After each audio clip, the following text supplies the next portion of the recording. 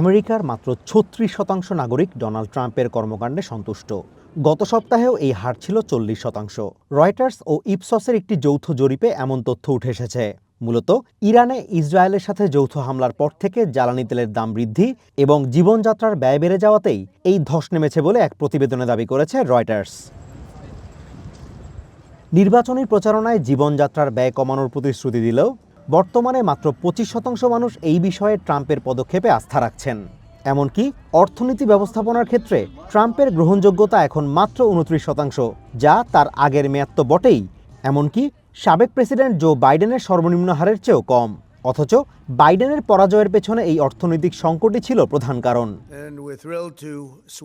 ট্রাম্পের রিপাবলিকান পার্টির ভেতরে তার সমর্থন এখনো মজবুত থাকলেও জীবনযাত্রার ব্যয় নিয়ে অসন্তুষ্ট দলীয় সমর্থকদের সংখ্যা ২৭% থেকে বেড়ে ৩৪% দাঁড়িয়েছে।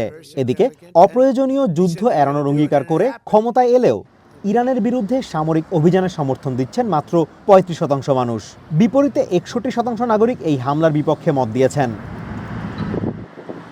জরিপে অংশ নেওয়া ৪৬% মানুষ মনে করেন ইরানের সঙ্গে এই সংঘাত দেশকে আরও দীর্ঘমেয়াদে অনিরাপদ করে তুলবে। ট্রাম্প যুদ্ধ শেষ হওয়ার ইঙ্গিত দিলেও ইরান কোনো ধরনের আলোচনার খবর অস্বীকার করেছে। উল্টো রয়টার্সের খবর অনুযায়ী মধ্যপ্রাচ্যে আরও কয়েক হাজার অতিরিক্ত সেনা পাঠানোর প্রস্তুতি নিচ্ছে ওয়াশিংটন।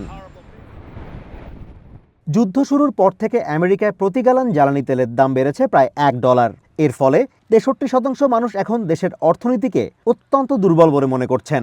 ডেমোক্র্যাট কৌশলবিদদের মতে জাতীয় নিরাপত্তা ও অর্থনীতির মতো গুরুত্বপূর্ণ বিষয়ে ট্রাম্পের এই জনপ্রিয়তা হ্রাস নভেম্বরের আসন্ন মধ্যবর্তী নির্বাচনে ডেমোক্র্যাটদের জন্য বড় সুযোগ তৈরি করতে পারে। ১,২৭২ জন প্রাপ্তবয়স্ক নাগরিকের উপর পরিচালিত এই অনলাইন জরিপটি মূলত বর্তমান প্রশাসনের জন্য একটি বড় সতর্কবার্তা। তবে আগামী নভেম্বরের নির্বাচনে ভোটাররা শেষ পর্যন্ত কার ওপর আস্থা রাখবেন তা সময় বলে দেবে। Azimur Rashid Kanak, one international desk.